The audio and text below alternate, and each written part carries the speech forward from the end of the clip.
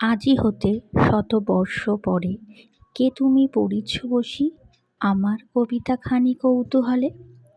আজ 25শে বৈশাখ রবীন্দ্রনাথ ঠাকুরের জন্মতিথি উপলক্ষে আমার মেহুলের উপস্থাপনা একটা ছোট্ট নৃত্য।